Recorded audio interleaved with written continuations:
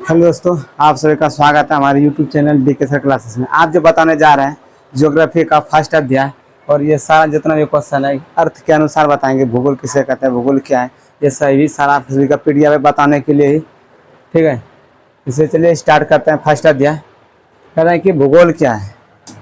First में लिखा है कि भूगोल क्या है, भूगोल किसे कहते हैं। ज्योग्राफी तो पढ़ते हैं हम सभी, लेकिन उसके बारे में जानेंगे क्या चीज़ है, किसके बारे में पढ़ते हैं, इसके अंतर्गत क्या क्या चीज़ पढ़ सकते हैं, इसके अंतर्गत क्या क्या हमको जानकारी मिलेगा, ठीक ना। इसीलिए देखो यहाँ पर क्या भूगोल, भूगोल हुआ विषय या शास्त्र होता है। भूगोल हुआ विषय या एक शास्त्र होता है जिसके अंतर्गत हम पृथ्वी के ऊपरी स्वरूप, पृथ्वी पर जितना वह ऊपरी पर स्वरूप है, या पृथ्वी की संरचना और उसके प्राकृतिक भागों अथवा पृथ्वी में पाए जाने वाले खनिज तत्वों के बारे में अध्ययन करते हैं। क्या चीज़ का अध्ययन करते हैं, ये सभी की चीज़ के बारे में अध्ययन करते हैं।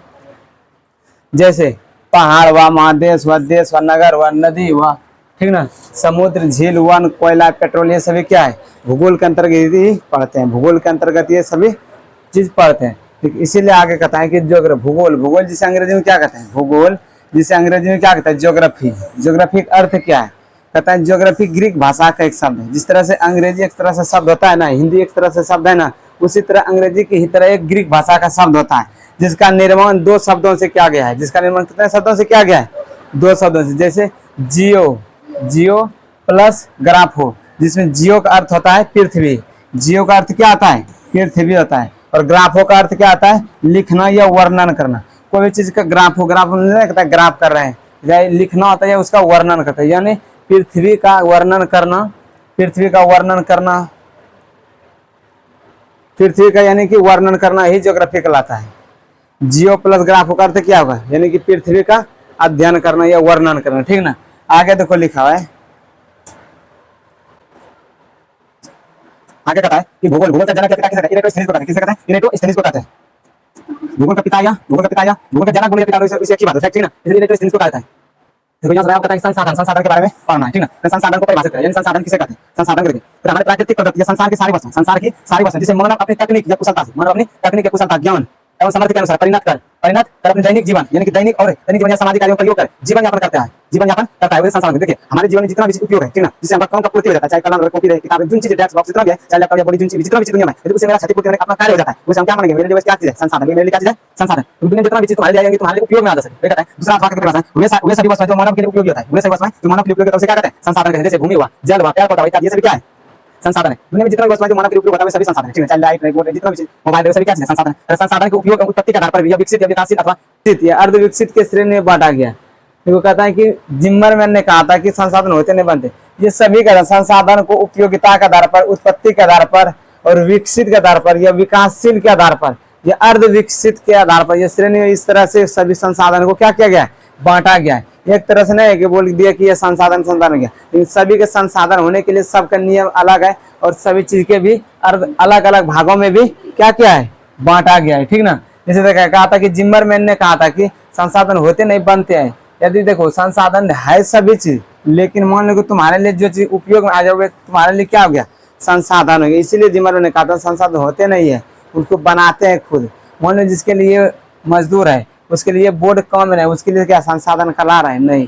लेकिन ये मेरे लिए यदि हम पढ़ा रहे हैं, यदि मेरे लिए काम हो रहा है अच्छा तरीका से, ये क्या है, मेरे लिए संसाधन है, ठीक ना। देखो संसाधन के प्रकार जानते हैं, संसाधन के कितने प्रकार होते हैं। संसाधन के प्रकार, संसाधन मुख्य रूप से दो प्रकार के होते हैं। संसाधन मुख्य रूप से कितने होते हैं, दो। एक प्राकृतिक संसाधन है, एक मानवीय संसाधन है। देखो संसाधन मुख्य रूप से दो एक होता है, मान के प्राकृतिक जो भगवान के द्वारा दिया गया है, ठीक ना, और जो मानव निर्मित करता है, मानव ने बनाता है, ठीक ना, वो क्या है, संसाधन मुख्य रूप से दो एक होता है। लेकिन उसको अलग अलग भागों में जो बांटा गया भलो है अलग अलग, लेकिन ऐसे मुख्य रूप से कितना होता है, संसाधन दो होता है। तो कहता है कि लेकिन संसाधनों के वर्गीकरण निम्नलिखित आधार है, लेकिन वर्गीकरण यानी कि बांटा गया भलो अनेक अनेक भागों में। कहता है उत्पत्ति के आधार पर संसाधन कितने होता है, उत्पत्ति के आधार पर संसाधन दो प्रकार के होते हैं, एक जैव संसाधन और अजैव संसाधन। समझाना, उत्पत्ति के आधार पर दो होता है, एक जैव होता है, एक अजैव होता है, ठीक है। वो उपयोगिता के आधार पर, उपयोगिता के आधार पर भी दो प्रकार होते हैं, जो उपयोग करते हैं उसके आधार पर कितना संसाधन था, दो। एक नवीकरणीय संसाधन था, एक अनवीकरणीय संसाधन था। एक नवीकरणीय संसाधन, एक अनवीकरणीय संसाधन, ठीक है। आगे देखो, स्वामित्व के आधार पर व्यक्तिगत, सामुदायिक, राष्ट्रीय, अंतरराष्ट्रीय आधार पर संसाधन दो प्रकार के हो सकते हैं, है ना। स्वामित्व के आधार पर, स्वामित्व के आधार पर चार प्रकार होता है, यहाँ पर हो सकता है टाइपिंग में।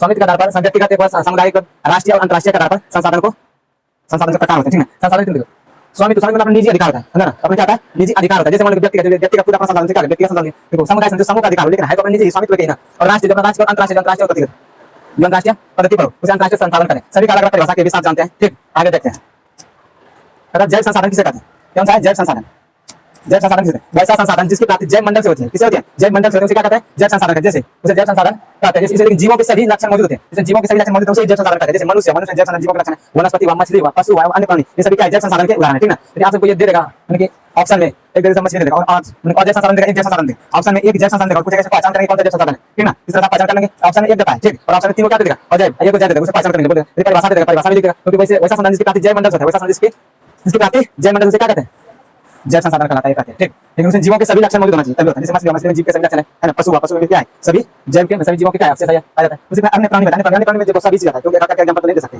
उसके अंदर कुछ समझना होगा। अजैव संसाधन किसे कहते हैं, निर्जीव वस्तुओं के समूह, जो निर्जीव वस्तुओं के समूह को अजैव संसाधन कहा जाता है। निर्जीव वस्तुओं के समूह को क्या कहा जाता है, अजैव संसाधन। इसमें सभी निर्जीव वस्तु आते हैं, इसमें क्या आता है, सभी निर्जीव वस्तु आते हैं। जैसे देखो चट्टान क्या है, जैसे पहाड़ का चट्टान होता है, क्या है, अजैव है। धातु जैसे क्या, अजैव है। खनिज जैसे क्या है, अजैव संसाधन। अनाज कपड़ा इत्यादि जैसे क्या, जीव का अवशेष है, नहीं है, इसमें जीवन पाया जाता है, नहीं, इसमें क्या नहीं पाया जाता, क्या अजैव संसाधन है, ठीक। देखो आगे देखते हैं, उपयोगिता के उपयोग जो कहते हैं सभी हम सभी संसाधन को उपयोग करते हैं, उसके आधार पर कितने प्रकार के संसाधन को पढ़ा गया, ठीक है, उसी के जानकारी में उपयोगिता के आधार पर भी संसाधन दो प्रकार के होते हैं, दो प्रकार के होते हैं। जैसे नवीकरणीय संसाधन, नवीकरणीय संसाधन किसे कहते हैं, वे संसाधन जिनका उत्पादन और उपयोग बार बार किया जाता है, कितने बार कहते हैं, बार बार उपयोग किए फिर उसका पूर्ति हो सके, ठीक है, मतलब उपयोग करते हैं फिर उसका क्या करते हैं, पूर्ति करते हैं, उसे क्या कहते हैं, नवीकरणीय संसाधन। जिसका बार बार उपयोग किया जा सकता है, जैसे इसकी आपूर्ति दोबारा आसानी से संभव हो, उसे क्या नवीकरणीय संसाधन कहते हैं, ठीक ना। वैसे संसाधन या वे संसाधन जिनका उत्पादन और उपयोग बार बार किया जा सके तथा इसकी आपूर्ति दोबारा आसानी से संभव हो, उसे क्या कहते हैं, नवीकरणीय संसाधन कहते हैं। जैसे सौर ऊर्जा जो सौर प्लेट होता है लाइट में, उसको क्या कहते हैं, उपयोग करते हैं, फिर वो चार्ज करता है, फिर दोबारा देता है ना, तो क्या नवीकरणीय संसाधन जिसे हम बार बार उपयोग कर सकते हैं। जैसे हवा, जैसे जल, उसका विद्युत की लाइट क्या है, उसका उपयोग करते हैं, फिर जाता है ना। उसी प्रकार वन क्या, ये सभी क्या है, नवीकरणीय संसाधन, ये सभी क्या है, नवीकरणीय संसाधन। देखो अब अनवीकरणीय संसाधन किसे कहते हैं, अनवीकरणीय संसाधन वे वस्तुएं जिनका भंडार सीमित हो, वे वस्तुएं जिसका भंडार सीमित हो तथा जिनका निर्माण दोबारा ना हो सके, जिसको हम दोबारा बना नहीं सकते, क्या कर नहीं सकते, दोबारा बना नहीं सकते, निर्माण नहीं कर सकते, ना कर सके, या पुनर्निर्माण होने में बहुत समय लग सकते हैं, पुनर्निर्माण होने में एक आध दो वर्ष नहीं, लाखों वर्ष लग सकते हैं, ठीक ना, लाखों वर्ष लग सकते हैं। इसलिए कहता है कि पुनर्निर्माण होने में बहुत समय लगे, उसे कहते हैं अनवीकरणीय संसाधन कहते हैं। जिसे क्या कहते हैं, अनवीकरणीय संसाधन। जैसे कोयला यदि तो एक बार उपयोग कर लिया, दोबारा बनना क्या है, संभव नहीं। यदि संभव होगा भी तो बहुत वर्ष बीत सकते हैं, लाखों वर्ष बीत सकते हैं, ठीक ना। जैसे पेट्रोल, कोयला और पेट्रोल प्राकृतिक गैस, तो प्राकृतिक गैस ये सभी क्या है, अनवीकरणीय संसाधन है, समझ गया ना। अनवीकरणीय संसाधन वे वस्तुएं जिनका भंडार सीमित हो तथा जिनका निर्माण दोबारा न किया जा सके या पुनर्निर्माण होने में बहुत समय लगे, उसे क्या कहते हैं, अनवीकरणीय संसाधन। जैसे कोयला, पेट्रोल, प्राकृतिक गैस इत्यादि सभी क्या है, अनवीकरणीय संसाधन है, ठीक।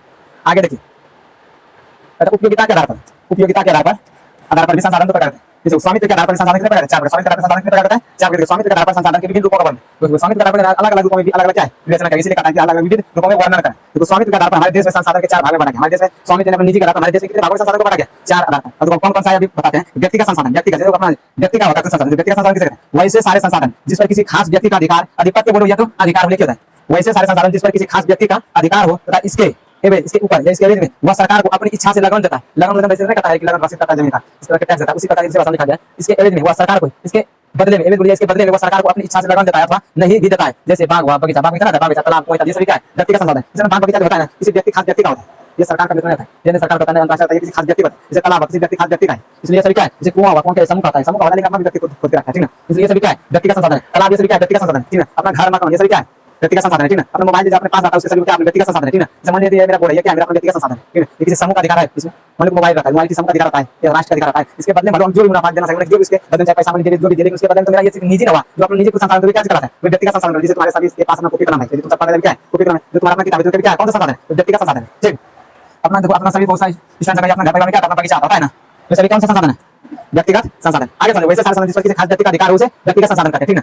देखो आपका अगला है सामुदायिक संसाधन किसे कहते हैं, व्यक्तिगत संसाधन समझ आया ना, सामुदायिक संसाधन। वैसे सारे संसाधन जो किसी खास समुदाय अथवा समूह के लोगों के लिए उपयोग में लाया जाता है। इसके अंतर्गत चारण भूमि, मंदिर, मस्जिद, शमशान घाट जहाँ पर आदमी को जलाया जाता है, ठीक है, सामुदायिक भवन होता है ना, आदि इत्यादि आदि आते हैं जो समूह के लोगों के लिए विसुलभ है। मतलब क्या है, अच्छा व्यवस्था है, और सुलभ है, वह सुलभ होता है, सुलभ होता है व्यवस्था होता है, ठीक ना। इसलिए क्या कहते हैं सामुदायिक संसाधन। जिसमें स्कूल हुआ, ठीक ना, या कहीं धर्मशाला होता है, क्या है, सामुदायिक संसाधन, ठीक ना। तो वैसे सारे जिसमें खास समुदाय अथवा समूह का अधिकार होता है, समूह के लोगों के उपयोग में लाया जाता है, उसका अपना समूह सबका भी अधिकार होता है। इसके अंतर्गत क्या है, चारण भूमि, जहाँ पर चराने के लिए, मवेशी को चराने के लिए क्या एक फील्ड जैसा है, ठीक है, वहाँ पर क्या है, चारण भूमि होता है। जैसे मंदिर किसी एक व्यक्ति का होता है, नहीं अपने घर में एक मंदिर हम बना के रखे, अपने घर में बना के पसंद आता है, ये मंदिर नहीं है, ठीक है। जिस तरह अपना कोई मंदिर होता है, जैसे मस्जिद हुआ, ठीक ना, शमशान घाट हुआ, सामुदायिक हुआ, सामुदायिक भवन हुआ, सब इस तरह के। ये मान के सरकारी हॉस्पिटल आता है, हॉस्पिटल प्राइवेट रहता है, सरकारी होता है, लेकिन सरकारी हॉस्पिटल में क्या है, सामुदायिक संसाधन है, ठीक ना, धर्मशाला हुआ, ठीक ना। ये सभी क्या है, अपना समूह का अधिकार, तो इसलिए उसे क्या कहते हैं, सामुदायिक संसाधन कहते हैं, ठीक ना। सामुदायिक संसाधन है वैसे संसाधन जो हमारे खास समुदाय हमारे समूह का अधिकार होता है या उपयोग में उसे लाया जा सकता है, उसे क्या कहते हैं, सामुदायिक संसाधन कहते हैं। जैसे राष्ट्रीय संसाधन किसे कहते हैं, आर्थिक या कानूनी तौर पर देश या राष्ट्र के अंतर्गत से उपलब्ध संसाधन राष्ट्रीय संसाधन कहते हैं। चाहे देखो आर्थिक कानूनी के तौर पर चाहे देश उपलब्ध हो या राष्ट्र के अंतर्गत क्या है संसाधन उपलब्ध हो, उसे क्या कहते हैं, राष्ट्रीय संसाधन कहते हैं। क्यों, हमारे राष्ट्र के प्रति अधिकार होता है, ठीक ना, उसे क्या कहते हैं, राष्ट्रीय संसाधन कहते हैं। जैसे किसी भी देश के सरकार को यह हक है कि व्यक्तिगत संसाधन को अधिग्रहण आम जनता के हित में कर सकता है। देखो ये इसका अर्थ है कि किसी व्यक्ति को, देखो किसी भी देश के सरकार को यह हक होता है कि व्यक्तिगत संसाधन का अधिग्रहण आम जनता के लिए हित में कर सकता है। मान लो कि किसी व्यक्ति का संसाधन है, ठीक, किसी खाद्य व्यक्ति का जमीन होता है, किसी खाद्य व्यक्ति होता है, उसके बदले में उन्हें कोई रसीद काटता है, ठीक ना, उसके लिए सरकार को पैसा देता है ना, उनको चाहे जो भी रसीद उसको पैसा लेके देता है। लेकिन यदि सरकार को उस देखो रोड पास करना है या ट्रेन पास करना है, उसे पट्टे बिछाना है, उसे क्या कर सकता है, सरकार का ये अपना अधिकार है, उसका अपना ये अधिकार ले सकता है, उसके बदले में उसे कुछ पैसा है, कुछ तुमको दे सकता है। लेकिन किसका अधिकार, लेकिन सरकार का ये अधिकार है कि तुमको ये जमीन हमारा या घर या जहां भी वो जो रास्ता पर से जा रहा है उसी पर अभी अपना क्या कर सकता है, ले सकता है। किसका अधिकार है, तो सरकार का अधिकार है। और व्यक्ति किसी व्यक्ति का अधिकार नहीं है कि तुम्हारा जमीन है और तुम्हारे व्यक्ति कोई दूसरा व्यक्ति ले सकता नहीं, एक सरकार का अधिकार होता है। किसी भी देश में सरकार को यह हक है कि व्यक्तिगत संसाधन का अधिग्रहण कौन कर सकता है, सरकार अपना अधिग्रहण आम जनता के लिए हित में कर सकता है, ठीक ना। इसलिए उस कहता है कि अपना अधिकार कहीं भी अपना रोड जमीन जरूर आएगा, अपना जमीन जमीन जो है ना अपना अधिकार में व्यक्तिगत संसाधन है। इन व्यक्तिगत संसाधन का जो ले सकता है, कौन ले सकता है, किसके प्रति जिम्मेदारी ले सकता है, सरकार, अपना राष्ट्रीय सरकार जो होता है अपने देश की सरकार तो वो ले सकता है। और किसी व्यक्ति का अपना अधिकार नहीं होता कि वो भी अपना ले सकता है कि उसका हड़प सकता है, हड़पने के बाद दूसरा लेने के बाद कोई दूसरा व्यक्ति लेने के बाद उसको क्या होता है, कानूनी अधिकार होता है, उसको केस मुकदमा हो सकता है, लेकिन सरकार पर कोई अधिकार नहीं होता है, ठीक ना। देखो आगे देखो अंतर्राष्ट्रीय संसाधन किसे कहते हैं। इस प्रकार के संसाधन का नियंत्रण अंतर्राष्ट्रीय संस्था करती है। समुद्री तट रेखा से 200 किलोमीटर की दूरी छोड़कर खुले महासागरीय क्षेत्र को अंतर्राष्ट्रीय संसाधन कहलाते हैं, ठीक ना। देखो मान लो कि अपना जो संसाधन होता है, मान लो समुद्र है, ठीक ना, जिससे मान लो कि ये बड़ा बहुत समुद्र है, यदि इसमें बीचे बीच अधिकार होता है, यदि मान लो कि यहाँ से यदि 200 किलोमीटर, ठीक ना, ये अपना राष्ट्र का संसाधन है, ये 200 किलोमीटर छोड़कर ये बीच में स्थान आता है, ये बीच का जो स्थान है इधर से भी 200 किलोमीटर छोड़, मान लो कि ये भारत है, ठीक है, ये मान लो अमेरिका है, कोनो भी देश ले सकता है, ये अमेरिका है। मान लो कि यहाँ से 200 किलोमीटर समुद्री क्षेत्र है, ये 200 किलोमीटर, यहाँ से 200 किलोमीटर भारत का अपना क्षेत्र होगा, ठीक। उसके बीच इसका भी 200 किलोमीटर क्या है, अपना क्षेत्र है। इसके बीच में जो बनता है वो क्या है, अंतर्राष्ट्रीय संसाधन। ये बीच में जो बचता है ये क्या है, अंतर्राष्ट्रीय संसाधन है। समझ में,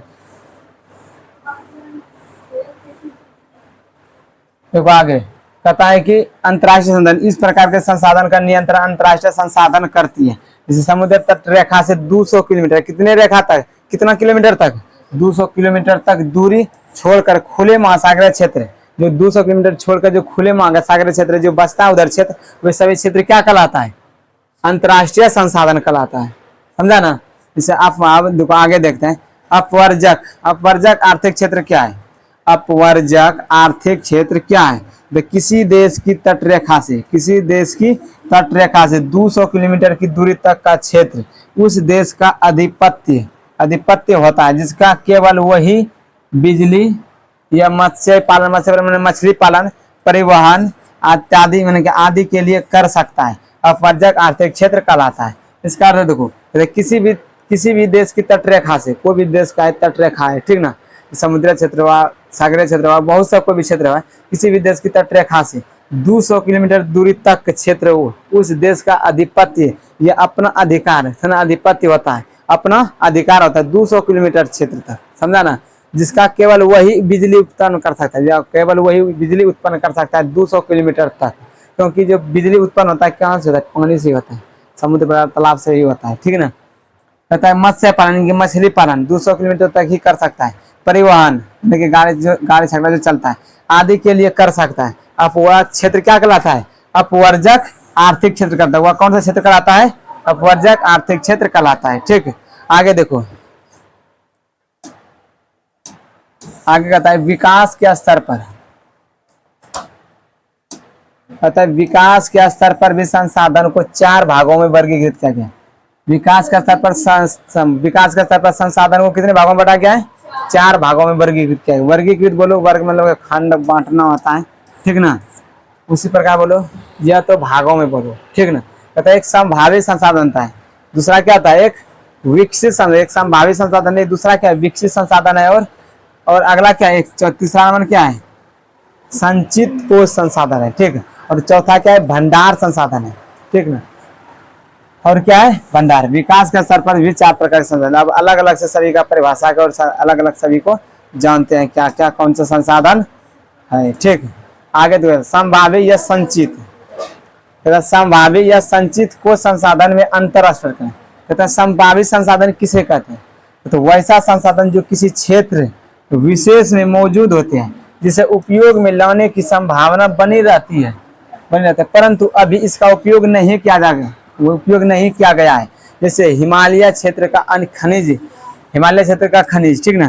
देखो यहाँ पर कहता है जैसे राजस्थान एवं गुजरात में सौर ऊर्जा, राजस्थान एवं गुजरात में सौर ऊर्जा का प्रचलित है, ठीक ना। तो कहता है कि विशेष क्षेत्र में मौजूद होते हैं, लेकिन कोई भी चीज मौजूद होते हैं, ठीक ना, लेकिन उसका उपयोग में लाने की संभावना है, लेकिन अभी उपयोग में संभावना उपयोग कर नहीं रहे, ठीक ना। जैसे मान ले रहे हैं कि मेरे पास कुछ धन है, ठीक ना, उसको हम सोचते हैं कि यदि कुछ ले सकते हैं, लेकिन अभी उसका उपयोग हम कर नहीं रहे हैं, ठीक ना, उसे क्या कहेंगे? कौन सा संसाधन? संभावित या तो संचित।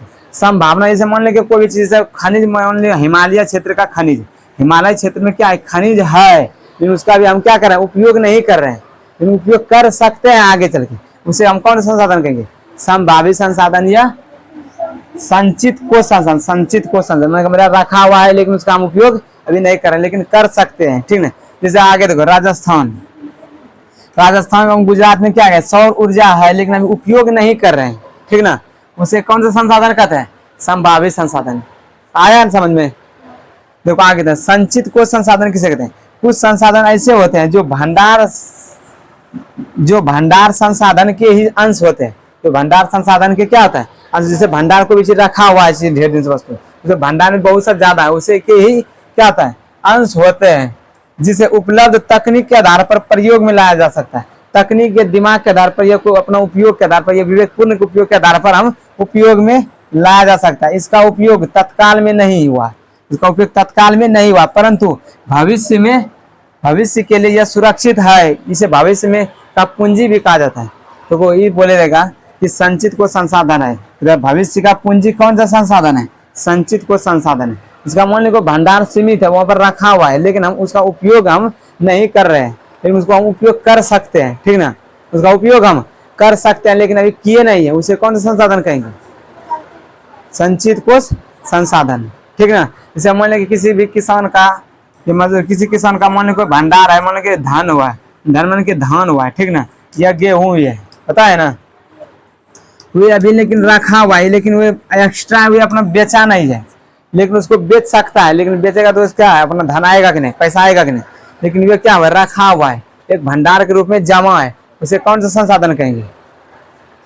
जो उपयोग में लाया जा सकता है, लेकिन अभी लाते नहीं है, लेकिन वो रखा हुआ है, ठीक है, उसे कौन सा संसाधन कहेंगे?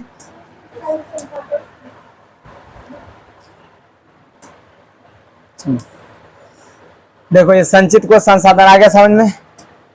संचित को संसाधन कहते कुछ संसाधन ऐसे होते हैं जो भंडार संसाधन के ही अंश होते हैं। भंडार संसाधन जो रखा हुआ संसाधन, तो उसका ही कुछ अंश होते हैं, ठीक।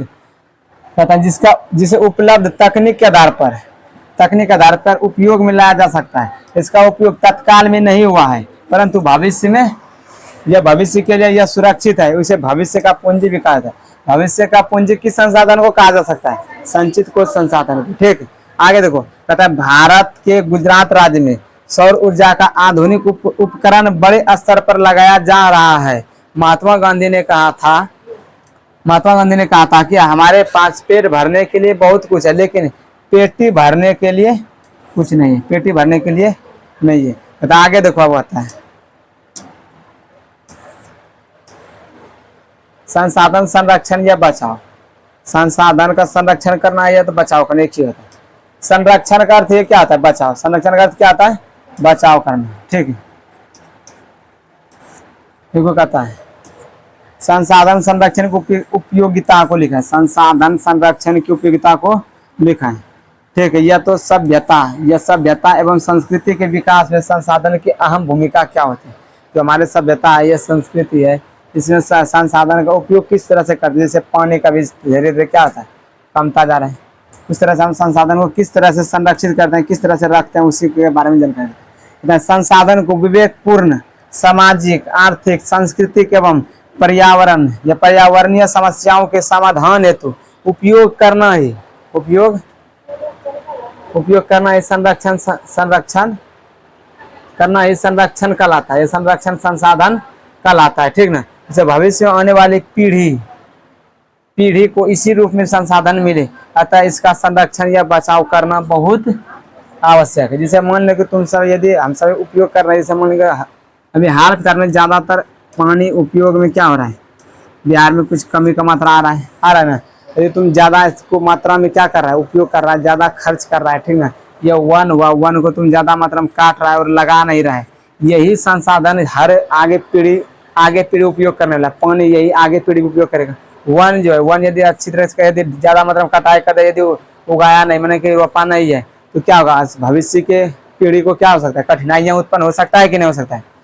पानी ज़्यादा मात्रा में खर्चा करते जाओ यदि मान उसका कुछ मात्रा में कमी होता जा रहा है कि नहीं, और आगे पीढ़ी भी क्या करेगा, ये पानी का उपयोग करेगा, जो पानी उपयोग है वही हवा या वन वही उपयोग करेगा। इसीलिए कहता है कि अपना संसाधन जो है, संसाधन को किस तरह से सुरक्षित करना चाहिए, अपने विवेकपूर्ण यानी अपने दिमाग की सहायता की, सामाजिक आर्थिक पर्यावरण समस्याओं,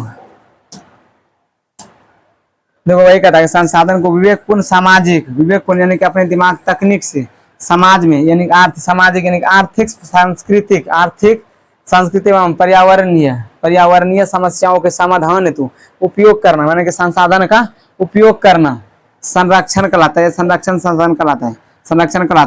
मतलब कि बचाव कहलाता है, ठीक ना। संसाधन को इस तरह सीधा अर्थ है कि इसका कि संसाधन को बचाव किस तरह से करें, अपना दिमाग तकनीक जैसे जिस तरह से हो सकता है, अपने संस्कृति के आधार पर, क्या मेरा पूर्वज इस तरह से चलता है, हमको भी इस तरह से बचाव के चलना है, हर चीज अपने जिस तरह से उपयोग कर सकता है उसे क्या कहते हैं, संरक्षित संसाधन कहलाता है या संरक्षण कहलाता है, ठीक है। जैसे भविष्य आने वाले पीढ़ी को इसी रूप में संसाधन मिले, भविष्य को जो पीढ़ी दर पीढ़ी आते जाएगा इसी रूप में मिलेगा। ये थोड़ा है हम जैसे पानी उपयोग करें तो उसे दूसरा चीज उपयोग करेगा, पानी करें, जैसे कोयला है, मन के कोयला का जिस तरह से हम उपयोग करें उसी तरह आगे पीढ़ी भी करेगा। पेट्रोल है, ये डीजल है, ये सभी क्या है, जिस तरह से हम उपयोग करें उसी तरह आगे पीढ़ी भी करेगा कि नहीं। इसीलिए कहता है अपना सहायता अपना कि भविष्य में आने वाली पीढ़ी को इसी रूप में संसाधन मिले, जिस तरह से हम सब उपयोग कर रहे हैं, हम सबको आसानी से मिल रहा है। यदि हम अच्छी तरह से उपयोग करते रहेंगे इसी तरह तो हमारी पीढ़ी को भी अच्छी तरह से उपयोग मिलेगा। यदि मान लो नाजायज तरीका से करते रहेंगे संसाधन का उपयोग, क्या आगे भविष्य आगे पीढ़ी को क्या हो सकता है, तकनीक दिक्कत हो सकता है, ठीक ना। वही कहता है इसका संरक्षण बचाव करना बहुत क्या होता है, आवश्यक है। जो नाजायज तरीका से यदि संसाधन का जो उपयोग कर रहा है उसको क्या करना है, बचाव करना आवश्यक है, ठीक। उसको बचाव करना क्या होता है, आवश्यक होता है। आगे देखो प्राकृतिक संसाधन का संरक्षण क्यों आवश्यक है, तो प्राकृतिक के द्वारा दिया गया है संसाधन, प्राकृतिक के द्वारा जो संसाधन दिया गया उसका संरक्षण करना क्यों आवश्यक, उसका बचाव, संरक्षण मतलब क्या आता है, बचाव, उसका संरक्षण या उसका बचाव करना क्यों आवश्यक वही कहता है, ठीक है। यह अथवा करके क्वेश्चन पूछेगा कि संसाधन संरक्षण का क्या महत्व है। कहता है वर्तमान समय में संसाधन का अविवेकपूर्ण उपयोग हो रहा है। अविवेकपूर्ण मतलब करना ज्ञान से अपना तकनीक से उपयोग नहीं हो रहा है, ठीक ना, जिसके कारण संसाधन समाप्ति के कगार पर, जिसके कारण संसाधन क्या था, समाप्ति के कगार पर पहुंच सकता है। यदि देखो अविवेकपूर्ण उपयोग करेंगे, जैसे पेट्रोल, कोयला, डीजल, पानी, ये सभी चीज का अविवेकपूर्ण माना अपना दिमाग तकनीक के आधार पर नहीं करेंगे, क्या हो सकता है, उसका धीरे धीरे समाप्त की कगार पर पहुंच जाएगा, समाप्त होने लगेगा। उससे क्या होगा, आगे के पीढ़ी को क्या होगा, कठिनाइयों का सामना करना पड़ेगा। इसलिए कहता है सतत पोषणीय विकास को बनाए रखने के लिए, इस तरह के विकास को बनाए रखने के लिए संसाधन का क्या आता है, संरक्षण या बचाव आवश्यक है। बात आया समझ में, क्या बोले, वर्तमान समय में संसाधन का अविवेकपूर्ण उपयोग कर रहा है, मतलब कि अपना ज्ञान तकनीक से उपयोग नहीं कर रहा है। यदि इस तरह से ही चलता रहा है तो आगे पीढ़ी को क्या हो सकता है, कठिनाइयों को उत्पन्न करना पड़ेगा। इसलिए संसाधन क्या करना, संरक्षण करना या बचाव करना आवश्यक है, ठीक। आगे देखते हैं, देखो आज तक यहीं तक था, लास्ट क्वेश्चन ये है, संसाधन निर्माण में तकनीक की क्या भूमिका है, यह स्पष्ट करें। संसाधन का निर्माण में तकनीक की क्या भूमिका है, स्पष्ट करें, ठीक है। कहता है कि देखो संसाधन निर्माण में तकनीक की अहम भूमिका है। तकनीक के क्या आता है, अहम भूमिका, मैंने संसाधन निर्माण करने में अपना तकनीक, दिमाग, टेक्निकल नहीं होता है, हर चीज का अपना कैसे उपयोग कर सकते हैं, कैसे ला सकते हैं संसाधन को, वही कहता है। संसाधन निर्माण में तकनीक की अहम भूमिका है, बहुत सी भूमिका है। जब तक अपने दिमाग से उपयोग नहीं करेंगे तब तक संसाधन मेरा बन नहीं सकता, क्योंकि विभिन्न कहता है क्योंकि विभिन्न उपकरणों और मानव कुशलता के कारण ही संसाधनों की खोज किसी भी स्थान पर उत्खनन से पहले की जाती है। उत्खनन से पहले की जाती है। जब तक देखो तकनीक अपना दिमाग कुशलता नहीं लगाएंगे तब तक संसाधन क्या होता है, खोज की जा सकता है। किसी भी स्थान पर अपने तकनीक दिमाग से संसाधन क्या करता है, खोज सकते हैं। वह पहले की जाती है। बिना तकनीक अथवा कार्य कुशलता के निपुणता के बिना संसाधन का खोज एवं उपयोग की विधि पाना संभव नहीं है।